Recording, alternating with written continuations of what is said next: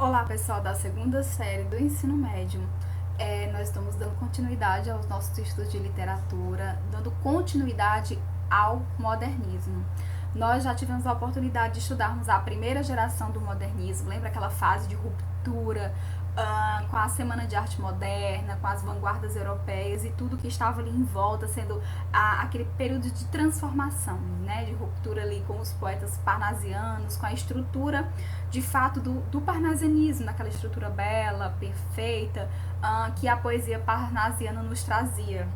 Então, assim, nós tivemos essa inovação, que foi tanto nas artes plásticas, com Tarsila do Amaral, Anita Malfatti, quanto na música com Heitor Villa-Lobos, na escrita, né, na literatura com Oswald, com Mário de Andrade, com Manuel Bandeira, com Meno de Teupica, enfim. E aí a gente foi para essa segunda geração, a gente adentrou a segunda geração com a psicologia, né, com observação da realidade, dos temas sociais, como a gente viu com a Raquel de Queiroz, como a gente observou aí em Graciliano Ramos, enfim, inúmeros outros nomes que nos marcaram com a sua escrita. Foi consolidada ali uma geração de 30 muito bem representada aqui na nossa literatura brasileira. Então, hoje nós vamos introduzir o conteúdo da terceira geração do modernismo no Brasil, tá? Então, anotem aí no conteúdo de vocês, no caderno de vocês, que essa aula nós já vamos estar inserindo essa terceira geração. Como não seria diferente, gente, modernismo costuma ser cobrado frequentemente nos vestibulares, é uma geração que a gente, assim, já tem uma temática mais aproximada, por assim dizer, porque a gente vai conhecer pessoas que, sei lá, os nossos pais, nossos tios, que vivenciaram esse período aqui, desse período da literatura. Então, assim, ao contrário do que a gente tinha lá na Carta de Pero Vaz de Caminha, lá no Barroco, lá no Arcadismo, que era uma literatura distante ali do seu leitor, até mesmo quando a gente fala de realismo, né, que a gente se identifica tanto com essas obras literárias, quando a gente chega no modernismo, parece que, assim, quando eu falo 1922, Teatro Municipal de São Paulo, que são coisas que a gente consegue enxergar essa vivência, a gente idealiza aquele momento no Teatro Municipal de São Paulo, que foi a Semana de Arte Moderna, que foi o grande impulso de rompimento, né, assim, de ruptura com o passado e de inovação nas artes. A gente começa a achar que isso tudo é mais próximo da nossa realidade, por assim dizer. Então, gente, essa terceira geração, como é que eu posso encontrá-la no vestibular? Eu posso encontrá-la já tem bancas, tem que elaboram essas questões, que trazem no enunciado a nomenclatura terceira geração, outras trazem como terceira fase do modernismo, outras já se referem a ela como fase pós-modernista, acreditem. Então, ela vai representar esse último período do movimento do modernismo no Brasil. Ela também pode ser chamada de geração 45, geração de 45. Assim como eu tinha lá o romance de 30, eu vou ter aqui uma geração de 45. Então é importante lembrar dessa forma como ela pode ser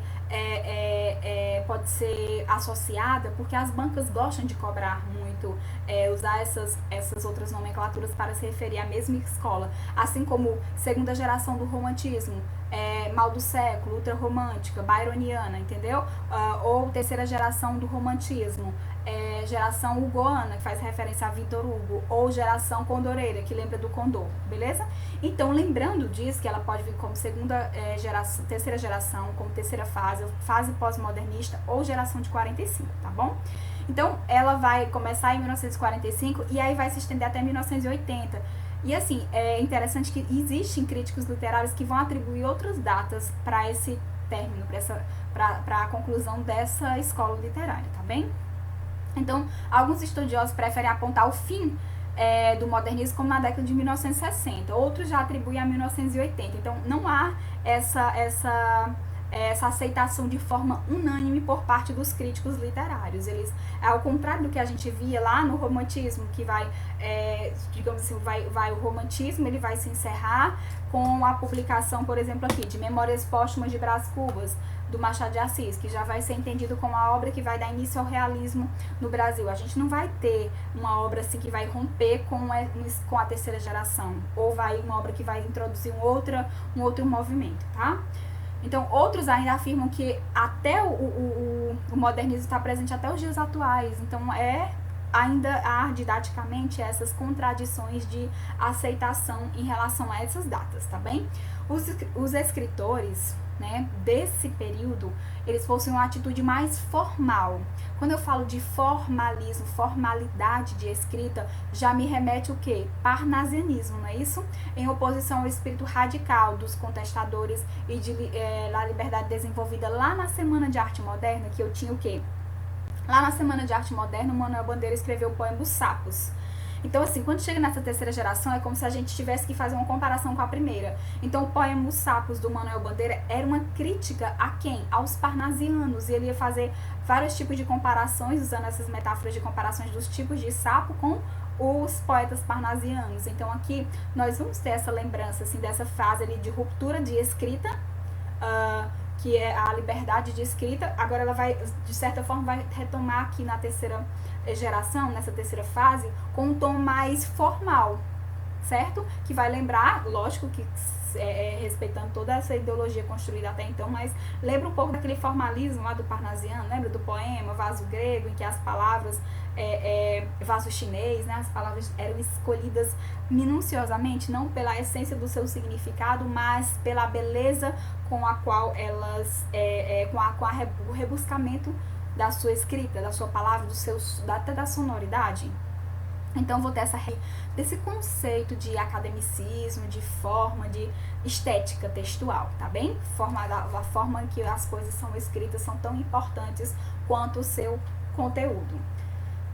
Então, gente, no contexto histórico, esse momento que surge nessa terceira geração modernista é um período menos conturbado em relação às duas gerações ali que sofreram, digamos assim. A primeira porque era tudo novo. Então, gente, lembra que eu falei lá da Anita Malfatti, 1917, Anita Malfatti, antes mesmo da Semana de Arte Moderna, Anita Malfatti, em 1917, ela já fez aquela exposição de arte.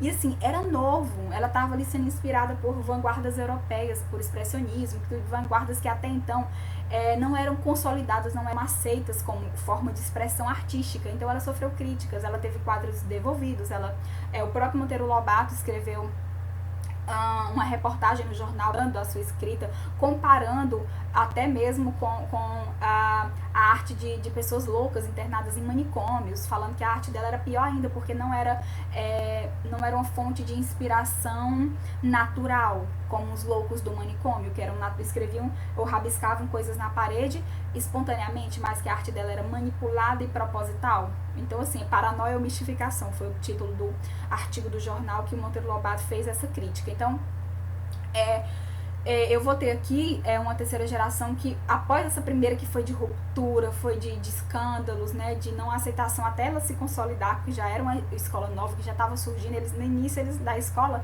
da semana, eles nem tinham essa ideia, que eles sabiam que iam causar, né, o Oswald de Andrade chegou mesmo para causar, sabia que ia ser algo novo, que eles estavam ali lançando, mas nem tinha essa noção de quão grande seria tudo isso, e que se estenderia até uma terceira geração até.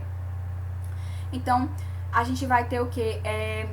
As duas outras gerações, a gente teve um período da segunda geração ali lá na poesia, que a gente tinha o cenário da guerra, né? Nós tivemos a Rosa de Hiroshima, um poema belíssimo que vai falar dessa explosão, dessas bombas atômicas, do efeito da bomba sobre a vida daquelas pessoas, essa rosa que explodiu e acabou ceifando com várias vidas. Então, eu tinha um período conturbado ali, já venho para a prosa, eu vou ter a Graciliano Ramos, que vai trazer essa linguagem seca, tal qual a vida ali, que era vida seca, uma linguagem seca, e vai falar que as pessoas morriam de fome no 15, literalmente, né, o garotinho lá, o filho da família do Chico Bento vai morrer de fome porque ele vai comer, tá com tanta fome que vai comer macaxeira crua e vai morrer, ficar envenenado.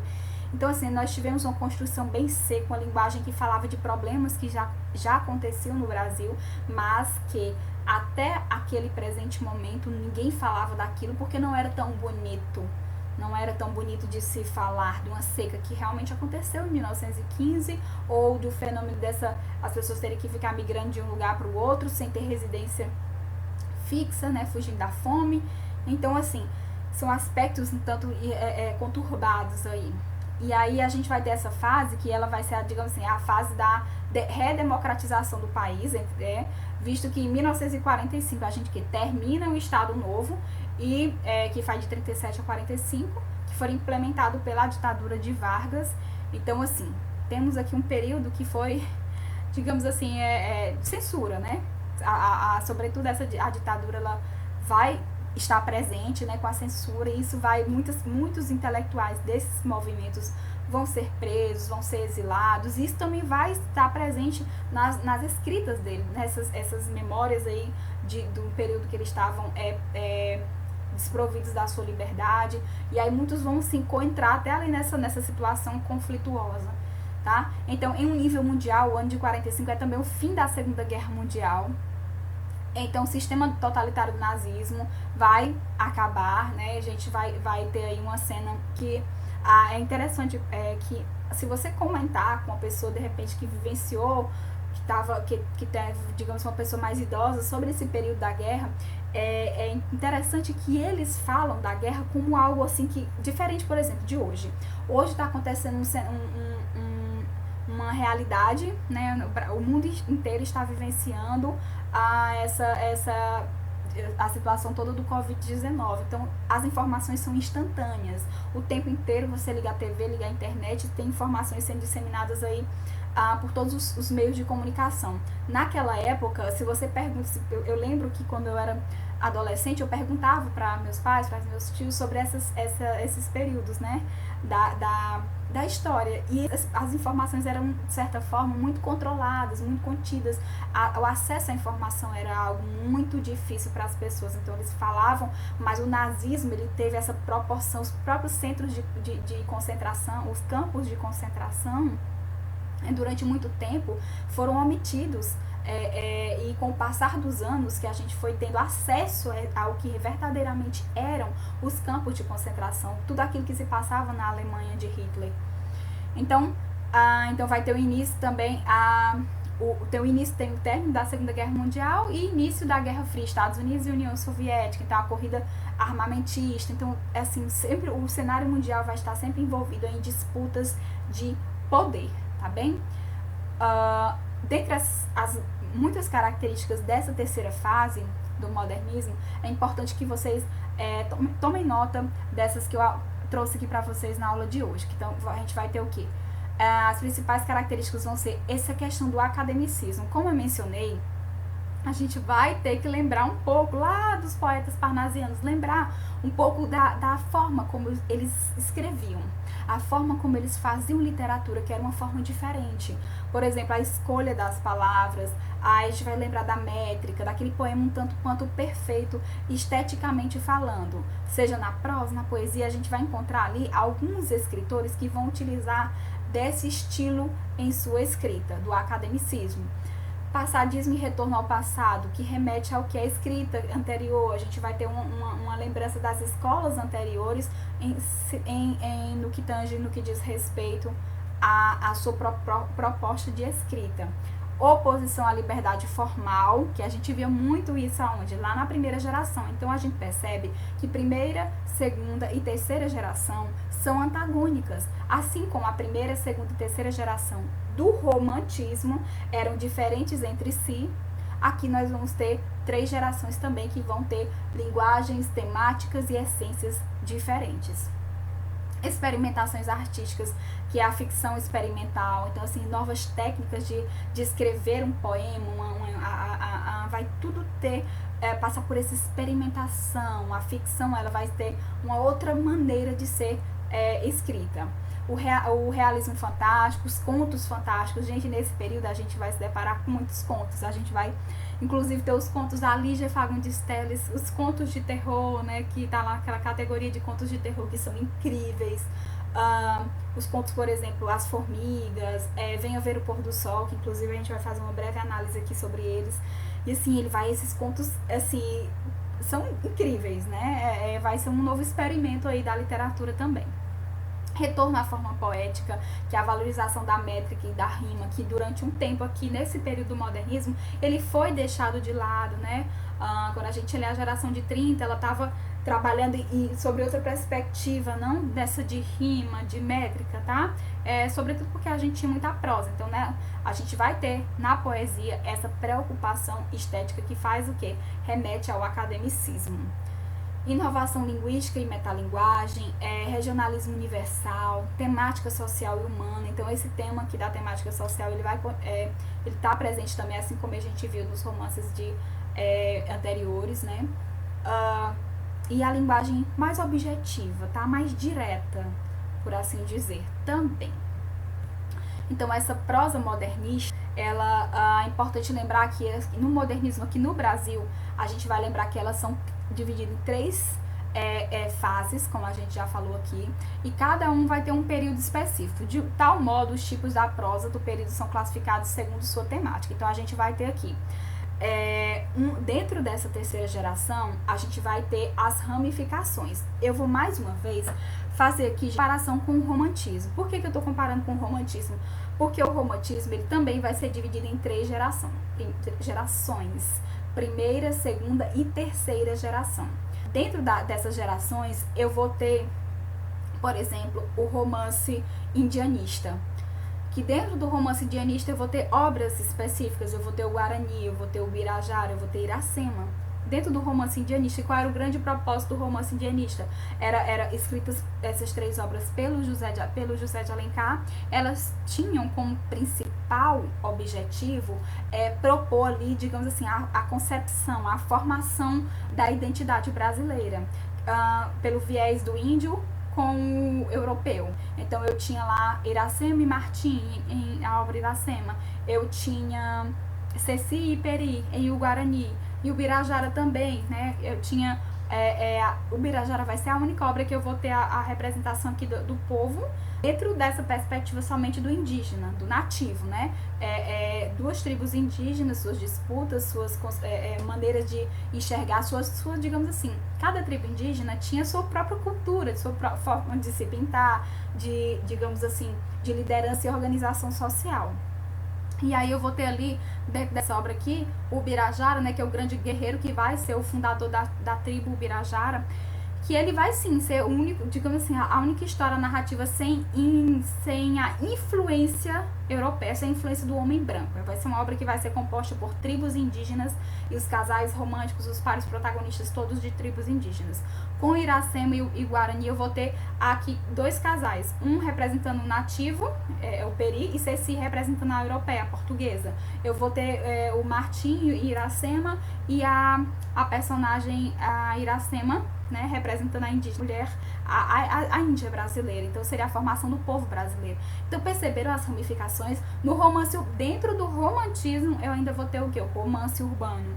Romance urbano, eu vou ter como grande representante, eu vou ter a Moreninha, Joaquim Manuel de Macedo, eu vou ter Memórias de um Sargento de Milícia, eu vou ter Diva, Lucília, Senhora. São romances que a princípio vinham em folhetim, que tem um público específico também.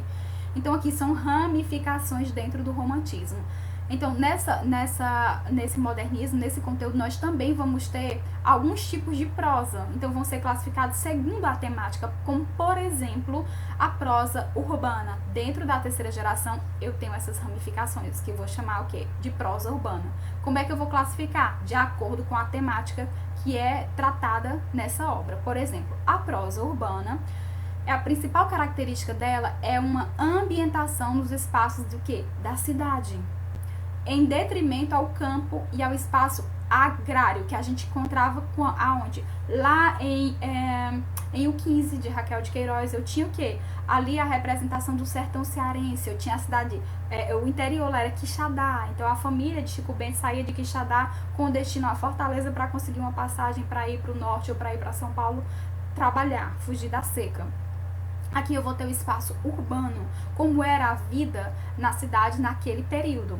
Então, assim, destaca-se a escritora, no caso aqui, Lígia Fagundes Telles, que vai ter sua escrita, sobretudo seus contos, dentro desse espaço que é o espaço urbano. A gente vai encontrar no conto dela, Venha Ver o Pôr do Sol, que é maravilhoso, gente, é um conto de terror, assim, incrível, incrível, vale muito a pena ler. Se você quiser procurar, já tiver curiosidade de ler antes da próxima aula, pesquisinha aí, é pequeno, são 2 laudas no máximo, e aí você vai encontrar esse conto, exatamente essa característica do conto, é uma narrativa intensa, mas ela é curta em termos de extensão, mas ela é mais intensa, tá? Então ela vai trazer, né, a personagem, ele tá no espaço urbano, eles estão passeando, e a gente vai entender que eles estão na cidade, tá? Dá só um spoilerzinho que é no cemitério. A prosa regionalista, que ela vai ser o que absorver por o outro lado, que é o lado agrário, que são os aspectos do campo, da vida agrária, como era ali a rotina da... Eu até dei o exemplo lá de Graciliano Ramos, Vidas Secas. A gente tinha lá Fabiano, que ele tenta tudo, né, para sobreviver, para melhorar de vida. Vai vender porcos, aí ele pega os porcos e vai para onde? Vai pra cidade, pega os porquinhos, chega lá na cidade. Quando ele chega na cidade, percebeu? Ó, ele tá no campo, vai pra cidade. Quando ele chega na cidade, ele vai encontrar um fiscal lá da prefeitura que vai cobrar os impostos lá na venda dos porcos. Então, assim, é uma pressão social, né, gente? Então, como a vida na cidade tem os seus impostos aí. E aí, o que acontece? Ele vai o quê? O campo, a vida agrária, a fala coloquial, que vai ser muito bem colocada, aí no caso a fala coloquial, que vai ganhar também o nome de fala regionalista, que faz menção às obras também de Guimarães Rosa, como por exemplo, um conto muito conhecido do Guimarães Rosa aí, que vai ser o Famigerado, que ele vai trazer exatamente a influência do poder daqueles que dominam a língua formal, em detrimento daquele que não tem o conhecimento, porque vai contar a história de um jagunço que vai viajar várias léguas para saber o significado de uma palavra, para saber se aquilo feria a sua honra. Então, assim, muito interessante isso, a questão da linguagem coloquial colocada nas narrativas. Tem outra estilo de prosa também, gente, que é uma categoria maravilhosa, que é a prosa intimista. Aí nós vamos encontrar aqui duas mulheres que vão ser duas grandes representantes dessa terceira geração do modernismo, tá? Então, por sua vez, a prosa intimista é determinada pela exploração de temas humanos. Lembra da questão da subjetividade, psicológico dos personagens. Interessante que aqui eu faço um diálogo, uma intertextualidade com essas obras aqui do Machado de Assis, por exemplo, Dom Casmurro, o Arista também, e também Memórias Póstumas de Brás Cubas. Essas obras, elas vão tratar muito do aspecto psicológico. É interessante, os vestibulares, gente, eles querem isso, eles querem que você, por exemplo, ele vai te colocar aqui A Hora da Estrela, de Clarice Lispector, esses aspectos psicológicos e subjetivos. E aí vai fazer uma comparação, por exemplo, com Capitu, uma personagem da obra Dom Casmurro, do Machado de Assis, e observar qual seria a característica de semelhança que elas teriam entre si. Cabeia e Capitu, por exemplo, de escolas literárias diferentes, que é realismo, a outra é modernismo, mas que tinham características semelhantes na sua essência, que seria o intimismo, o íntimo das personagens, que vai remeter a questões psicológicas e subjetivas, tá? É um nível bem alto de literatura esse, mas é assim, gente. Os vestibulares, as bancas querem saber se tu sabe diferenciar uma escola da outra. Vão pegar personagens e vão comparar, fazer essas comparações para saber se tu sabe diferenciar quais são as diferenças e quais são as comparações. Como eu coloquei questões aqui, por exemplo, que a gente tinha falando de Capitães da Areia, do Jorge Amado, ou um trecho só do próprio Jorge Amado, dentro de um trecho de uma escrita do Jorge Amado, a qual ele fazia referência ao Castro Alves. E aí a questão era toda confusa, porque ao passo que ela parecia, digamos assim, o nível dela parecia que tu estava cobrando ali sobre a respeito do Jorge Amado, mas na verdade ela estava querendo saber qual era o assunto que o Jorge Amado estava tratando ali, que era a temática social relacionada à poesia de Castro Alves, tá? Os vários Castros que tinha dentro dele. E é isso que as bancas exatamente querem. Então aqui dentro dessa prosa intimista eu vou ter o quê? A questão mais íntima dos personagens, os aspectos psicológicos e subjetivos. Esses aspectos são observados nessa terceira geração, sobretudo em Clarice Lispector. Gravem esse nome, que a gente vai trabalhar muito a Clarice Lispector agora nessa terceira geração. E a Lígia Fagundes Telles, nos seus contos incríveis, em toda a sua escrita, a gente vai ter essa essência. Remete às questões subjetivas e psicológicas no mais íntimo de um ser. Ela vai trabalhar, até assim, uma pessoa que vai matar uma barata, ela vai conseguir enxergar toda uma questão existencial daquela personagem nesse ato de matar uma barata, tá? Por exemplo. Então, também a poesia, além da prosa intimista, a gente também tem a poesia modernista, que vai ser o quê? Ainda que essa prosa tenha sido o tipo de texto mais explorado nessa terceira geração, ainda que seja a prosa, mas a gente também vai encontrar o quê? A poesia. Então aqui a gente vai ter a terceira geração modernista é apresentada mediante aspectos de equilíbrios. Eu vou ter poesia e vou ter prosa, tá? Dentro da prosa eu vou encontrar o quê? O texto, né, digamos assim, explorado, mas a poesia ela não vai ficar de lado. Ela não vai ficar de lado, ela vai ter sim seus adeptos e vão fazer isso também com maestria, tá bom? Por isso, os poetas dessa fase de neoparnasianos. Por quê? Se você encontrar numa banca de vestibular, falando assim, fazendo uma comparação de quem seriam esses neoparnasianos, você vai lembrar aqui. Lembra que eu fiz a comparação no início da aula, que eu fiz a comparação lá, eu fiz um retrospectivo da primeira geração, que era a fase de ruptura, falei da segunda geração, desses romances, geração de 30, romance psicológico e social, e dessa aqui que vai ser a fase mais introspectiva. Então, gente, lá, qual foi a escola literária que antecede o modernismo? É o parnasianismo. A primeira geração, ela que foi a geração de ruptura, ela tinha exatamente o papel, o objetivo dela era romper com tudo aquilo que já tinha sido escrito até agora e dizer que, de certa forma, era uma mera cópia do que era produzido na Europa e que, a partir daquele momento, nós iríamos produzir a nossa própria literatura sem máculas, sem cópias, puramente literatura brasileira. E o que aconteceu nesse sentido aqui? A gente vai fazer o que já como eu mencionei, com essa volta do academicismo, com essa preocupação dessa estética, da formação das palavras, das rimas, das métricas, digamos assim, isso tudo faz referência ao parnasianismo. Então é por isso que a gente vai dizer que esses adeptos da poesia desse período vão ser chamados de neoparnasianos, porque vão ser os novos parnasianos. Lógico que eles já passaram por beberam de toda essas fases. Eles beberam da fonte da primeira geração, beberam da fonte da segunda geração e estão bebendo da fonte da terceira geração. Então eles já têm esse conhecimento, não dá mais para voltar para o passado, mas sim eles querem não voltar em termos de temática, mas voltar em termos de escrita, tá? De estética textual. Pronto, fica melhor explicar dessa maneira. Então, ao fazerem referência às principais características da poesia parnasiana, que são o quê? Preocupação com a estética, eu quero um poema bonito, eu quero um poema que seja apresentável, eu quero um poema que tenha uma sonoridade, que é a questão de quê? Da metrificação e da versificação. Esses versos, eles têm que ser perfeitos. As palavras devem ser escolhidas não aleatoriamente, mas propositalmente, pensando no seu rebuscamento, tá? Então, assim, ela vai buscar a perfeição. Então, a estética aqui, ela vai voltar a ser importante. Ela tinha sido deixada de lado lá na primeira geração. Na segunda, a gente não estava, digamos assim, tão preocupado com isso. E agora ela vai voltar. Por isso que são os neoparnasianos. É o culto à forma, ao belo, tá? Então, gente, dentre os principais representantes que a gente vai ter aqui nesse período, é muito importante que vocês anotem esses nomes, porque assim, a gente sabe, se a gente fez uma retrospectiva lá do início, e assim, são muitos nomes, a gente só na primeira geração aqui, que são aquele grupo dos 5, às vezes que acaba que tem questões que vai comparar o Mário de Andrade, né, o Mário de Andrade com deixa eu ver aqui, uma obra da segunda geração, Mário de Andrade vai cobrar com...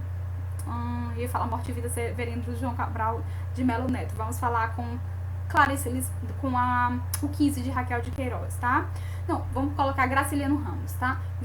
Vai comparar Graciliano Ramos com Mário de Andrade. Mário de Andrade, Graciliano Ramos, e aí daqui a pouco ele vai chegar aqui com João Cabral de Melo Neto. Então, assim, eu tenho 3 nomes que pertencem ao modernismo, mas cada um de uma geração diferente. Então, se eu não tiver esse esquema, né, digamos assim, no final de todo esse conteúdo, eu quero fazer uma aula assim do esquema de uma linha do tempo, tá? Uma linha do tempo com principais acontecimentos, autores e obras, pra gente gravar isso, aprender, não decorar, mas aprender isso, tá bom? Então, assim, gente, dentre os principais representantes aqui dessa terceira geração, é o João Cabral de Melo Neto, que ele é conhecido como poeta engenheiro. Observem só. Lembra que eu falei do culto à forma como característica dessa terceira geração? Então é isso que a gente vai encontrar aqui no João Cabral de Melo Neto. Ele vai ser conhecido como engenheiro, talvez o poeta engenheiro, engenheiro também das palavras, né? Ele se destacou na prosa e na poesia. Então eu já tenho aqui um escritor que não vai ter apenas um tipo de escrita específico. Eu sou da prosa, eu sou da poesia. Eu vou ter alguém que vai dizer, eu quero escrever poesia e também quero escrever prosa. E ele vai fazer isso muito. Então o que acontece? É o rigor estético que é apresentado em suas obras. Por exemplo, Pedra do Sono, é uma pedra que ele vai lapidar aí, né? A gente remete aqui a pedra a algo concreto, mas que na verdade, de forma abstrata, vai ser uma lapidação também aí do sono, do sentimento, essa pedra lapidada, talvez ele lembrando do intimismo. É o engenheiro das palavras, o João Cabral de Melo Neto. E ele vai ter também, além da Pedra do Sono, engenheiro, vai ter também outra obra que é muito importante. Ele vai escrever esse poema maravilhoso, que é o Severino, essa obra que poema inteiro a gente vai encontrar aquela família de retirante. Mais uma vez a gente vai ter família de retirante, a gente vai ter o cenário da seca, dos cadáveres, dos ossos dos animais que são mortos com fome. Eu lembro de quê? De Vidas Secas? Eu lembro de 15? Eu lembro. Então assim, eu tenho essa lembrança aqui, mas ele já vai compor isso de outra forma. Ele vai não tá mais na prosa, ele tá onde? Tá na poesia, diferente das anteriores. E ele vai compor durante essa família de retirantes todinho ali. Quem são os Severinos? Talvez sejam todos nós. E aí, morte e a vida, né? Esse percurso, durante o percurso, a vida é como se estivesse correndo risco da morte chegar, né? Então essa é uma vida com pouca perspectiva também. A perspectiva talvez mais certa ali era a própria morte. Viu como esse romance ele vai trazer essa questão da introspecção, do psicológico também? Então, gente, além dele, a gente vai mais à frente trazer, nas próximas aulas eu vou trazer obras desses escritores, tá? Aqui a gente tá fazendo uma apresentação inicial.